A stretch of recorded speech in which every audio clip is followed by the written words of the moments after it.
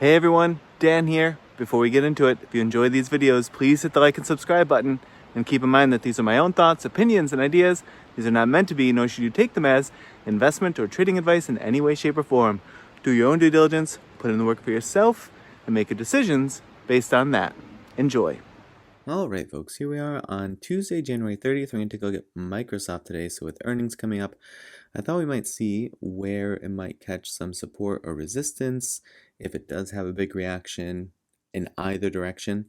And so we'll take a look at that here as well as on the Think or Swim study. But starting off here, so obviously we don't really have levels put in above this 413. One thing I would say, just looking at this, now it's been a while. This run from 210-ish kicked off in November of 2022. So yeah, this has been quite a ride, but that is a huge lift in price.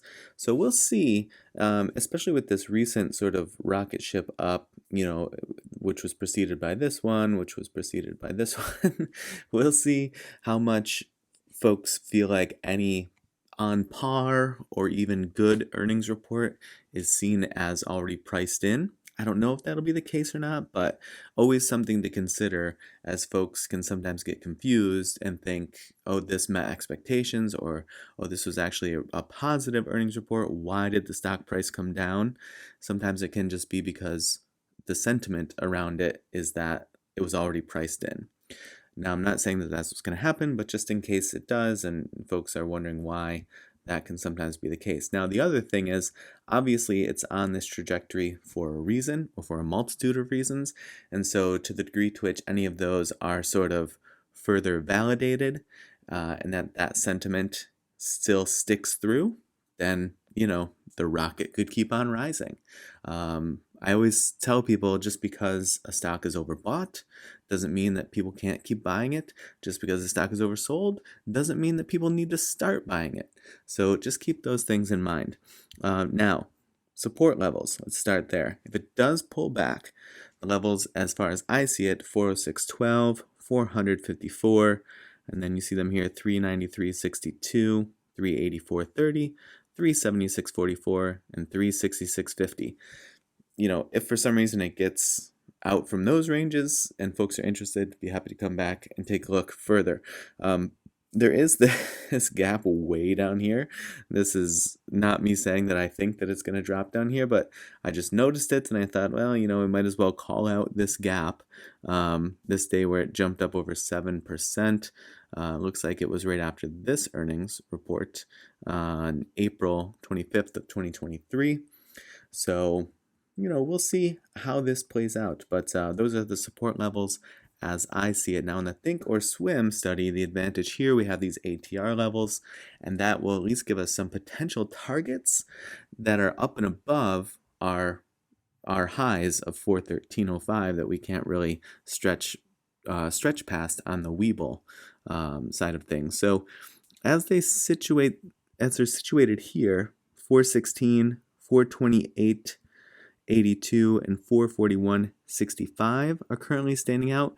Right now it is situated sort of at or on top of the 408.65 in its current +1 ATR level here.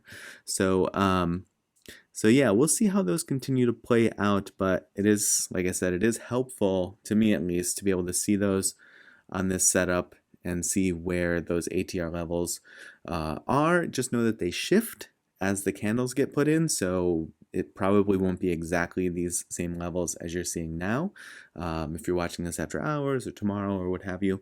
But just know that that this is where they're situated at the moment. Gives us at least some concept of what a stretch might look like.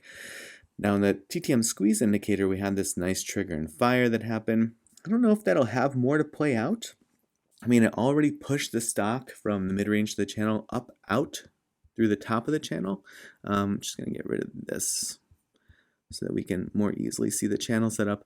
It pushed it from mid-range of the channel all the way up out of the channel. So, another indication will be when the stock or when the candle starts to re-engage with the channel, does it use the upper bound of the channel as support? Does it use the wave cloud as support, or does it come down and retest the mid-range?